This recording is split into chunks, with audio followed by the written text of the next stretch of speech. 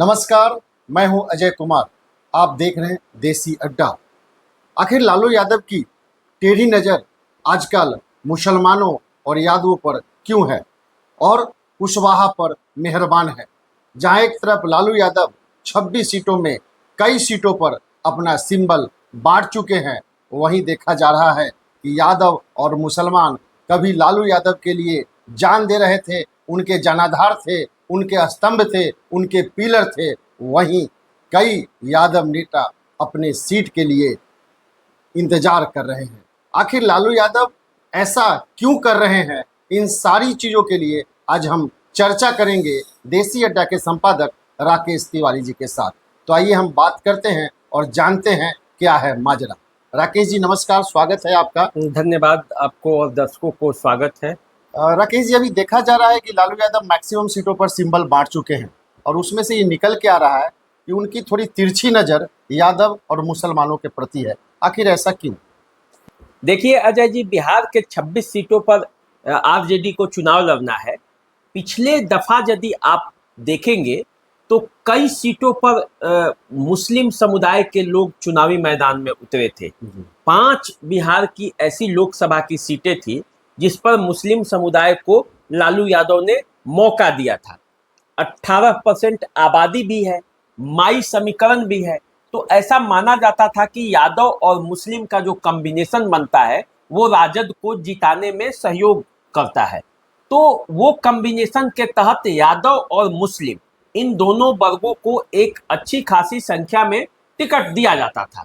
इस बार यादव और मुस्लिम इन दोनों वर्गों को यदि आप देखेंगे तो यादवों के कुछ कोटा तो पूरा हो रहा है, लेकिन मुसलमानों को तो सीट ही नहीं मिल रही है। मुश्किल से 2 सीटें मिल सकती हैं, एक मधुबनी और एक अररिया। इसके अलावे जो सीटों की स्थिति है और जिस तरह से घोषणा किया जा रहा है, उससे ऐसा लगता है कि राजद भी अब मुसलमानों से परहेज करने लगी है। उसी तरह अब देखिए कि यादव के कई बड़े नेताओं का टिकट इस बार कट चुका है। ऐसा लगता है कि जो बड़े अपने अपने क्षेत्र में आधार स्तंभ वाले नेता थे, जो दिग्गज नेता थे, उनको आरजेडी दरकिनार कर नए लोगों को मौका दे रही है। तो इसे देखना पड़ेगा कि इसका सकारात्मक चुनाव पर असर पड़ता है या नकारात्मक असर पड़ता है। अब जैसे देखिए, पहले बात कर लेते हैं यादव की ही। तो नवादा को ऐसा माना जाता था कि राजबल्लभ यादव का वो इलाका है। आरजेडी के मामले में कोई भी निर्णय राजबल्लभ यादव वहां करते थे। अपने भी चुनाव लड़े थे, पिछले बार उनकी पत्नी भी चुनाव लड़ी थी। हालांकि लालू यादव ने कई बार प्रयास किया कि राजबल्लभ यादव के उस इलाके में जो तूती बोलती है आरजेडी के मामले में उसको तोड़ा जाए, लेकिन अभी तक वो सफल नहीं हो पाए हैं, क्योंकि जिस श्रवण कुमार को लोकसभा का टिकट दिया गया है उसी श्रवण कुमार को विधान परिषद का भी टिकट दिया गया था, जो पंचायत प्रतिनिधियों का चुनाव होता है। लेकिन लालू यादव का विरोध कर राजबल्लभ यादव अपने भतीजे को चुनाव मैदान में उतारे और भतीजा उनका जीत गया। इनका प्रत्याशी जो श्रवण कुशवाहा है अभी लोकसभा के, वो हार गए। तो राजबल्लभ यादव ने ये साबित किया कि नवादा में आरजेडी की राजनीति में राजबल्लभ यादव को इग्नोर करके नहीं चला जा सकता। लेकिन अब इस बार फिर लोकसभा के चुनाव में एक प्रयोग किया गया है, उसी श्रवण कुमार कुशवाहा को फिर लोकसभा का टिकट देकर चुनावी मैदान में उतार दिया गया है। और अब राजबल्लभ यादव के भाई विनोद यादव जो टिकट चाहते थे, राजबल्लभ यादव उनके लिए टिकट चाहते थे, वो राजबल्लभ यादव के भाई विनोद यादव अब पूरी तरह से मैदान में उतर चुके हैं। लालू के खिलाफ हुंकार भर रहे हैं, सड़कों पर उतर कर आह्वान कर रहे हैं। अशोक महतो जो नवादा के रहने वाले हैं और मुंगेर से जिनकी पत्नी को टिकट दिया गया था, वो चुनाव प्रचार में जाकर हुंकार भरे थे कि ये इलाका मेरा है। तो अब राजबल्लभ यादव की और प्रतिक्रिया इस पर आई है, उनके लोग अब और मुखर होकर आरजेडी के विरोध में वहां खड़े हो गए हैं, माने आरजेडी के प्रत्याशी के विरोध में। वो कहते हैं कि असली आरजेडी हम ही है नवादा में। तो ये देखिए कि ये एक जो तिरछी नजर है आरजेडी के यादव के प्रति। अब देखिए, जो पूर्णिया में पप्पू यादव थे पप्पू यादव को किसी भी हालत में पूर्णिया में नहीं रहने दिया जाए, इसके लिए आरजेडी ने वो हर संभव प्रयास किया और बीमा भारती को चुनावी मैदान में उतार दिया है। अब यादव वहां के खफा है इस बात से कि पप्पू यादव को कम से कम यहां से चुनावी मैदान में उतारना चाहिए था, ताकि लड़ाई दिलचस्प होती। कांग्रेस को यदि वो सीट दे देते तो लालू यादव को देना भी नहीं पड़ता, लेकिन लालू यादव ने उसे इज्जत का सवाल बना लिया और पूर्णिया की सीट छीन ली कांग्रेस से। पिछले बार कांग्रेस ही वहां से चुनावी मैदान में अपना प्रत्याशी दिया था। इस बार उससे ज्यादा प्रतिभाशाली और उससे ज्यादा जनाधार वाले नेता वहां से कांग्रेस के प्रत्याशी हो रहे थे, लेकिन अब लड़ाई 3 भागों में विभक्त हो जाएगी, तो फिर देखना होगा वहां क्या होता है। और देखिए झंझारपुर में गुलाब यादव के साथ मामला फंसा हुआ है। गुलाब यादव पिछले बार प्रत्याशी थे, हालांकि चुनाव हार गए थे, लेकिन गुलाब यादव का भी जनाधार है। अपनी बेटी को जिला परिषद का अध्यक्ष बनाया है, पत्नी को विधान परिषद का सदस्य बनवा दिया। तो ऐसे देखा जाए तो गुलाब यादव की भी वहां पकड़ है। माना जा रहा है कि झंझारपुर से उनका भी टिकट कट जाने वाला। एक प्रश्न ये उठता है कि लालू यादव ये चाहते हैं कि तेजस्वी से कोई भी बड़ा नेता, यादव का कदावर नेता तेजस्वी से ऊपर न उठ पाए।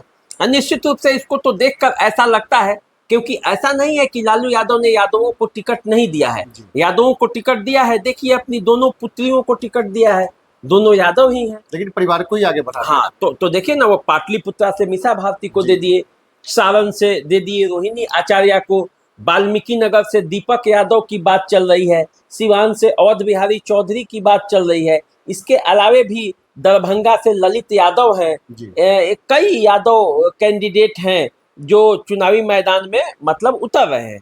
तो ऐसा नहीं है कि नहीं दिए, लेकिन सबसे बड़ा अब देखिए जो सवाल आता है मुसलमानों पर कि आरजेडी को मुस्लिम मत तो चाहिए, लेकिन मुसलमानों को सही प्रतिनिधित्व नहीं देगा।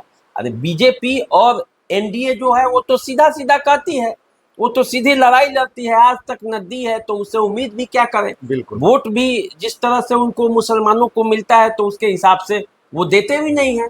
उसका खाता जो जदयू को दे दिया गया है।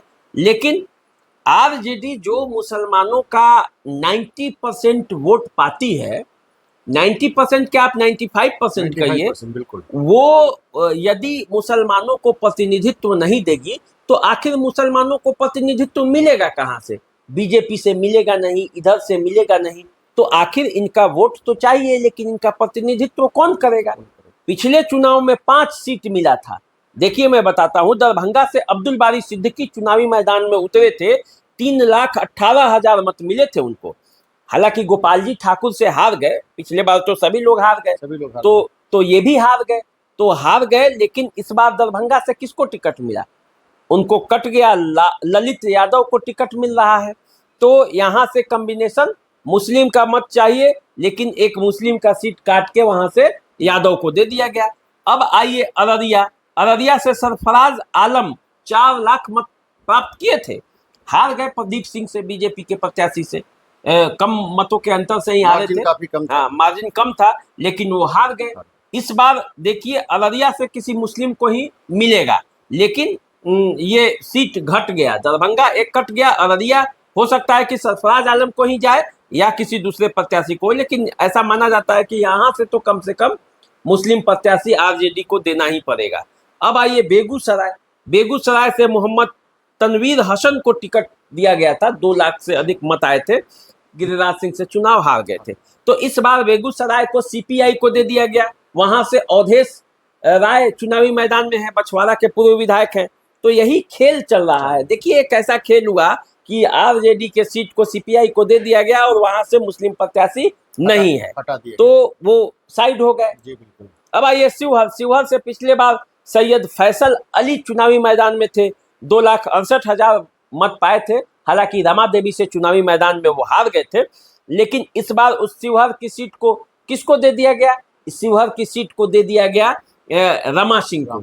तो रमा सिंह यदि चुनावी मैदान में उतरते हैं तो ये मुस्लिम का एक सीट ये भी चला गया।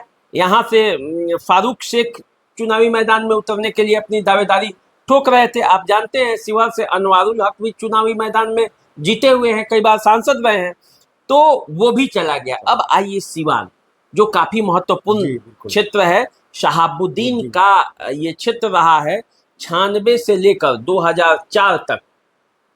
जो चुनाव मैदान में शहाबुद्दीन आते थे तो कोई उन्हें जीतने से रोक नहीं पाता था। 9 के चुनाव में पहली बार उनकी पत्नी वहां से चुनावी मैदान में हारी थी।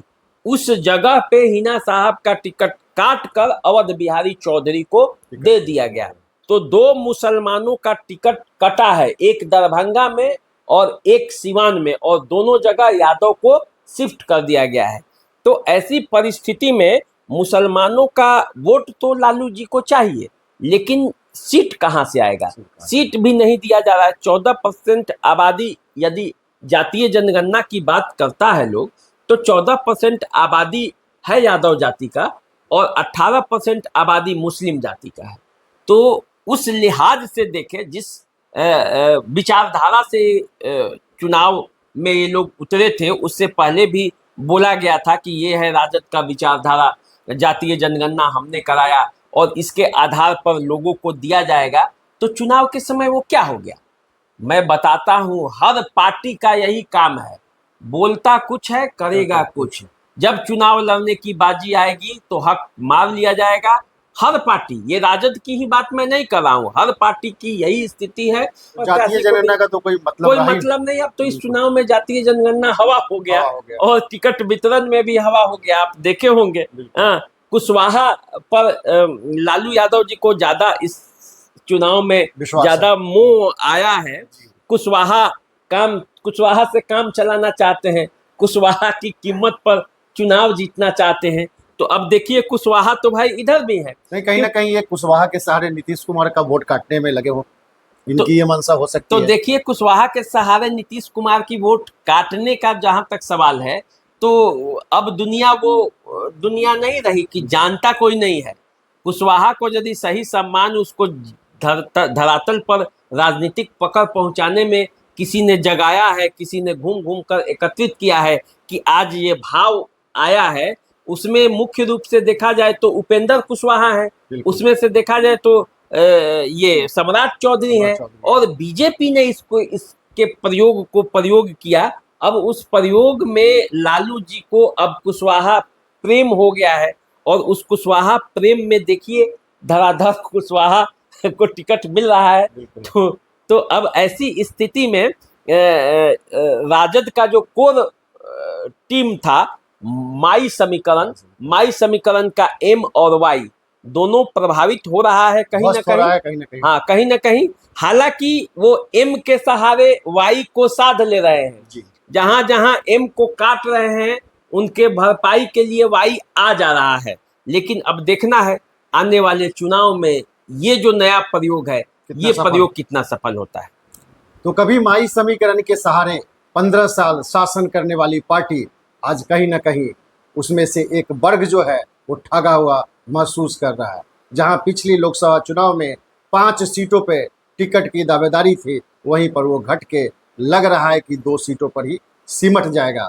और लालू यादव कुशवाहा के ऊपर कुछ ज़्यादा ही मेहरबान दिख रहे हैं। इस प्रयोग में लालू यादव कितने सफल होते हैं, ये तो चुनाव परिणाम के बाद ही पता चलेगा। आप इंतजार कीजिए, मेरा नमस्कार स्वीकार कीजिए। नमस्कार।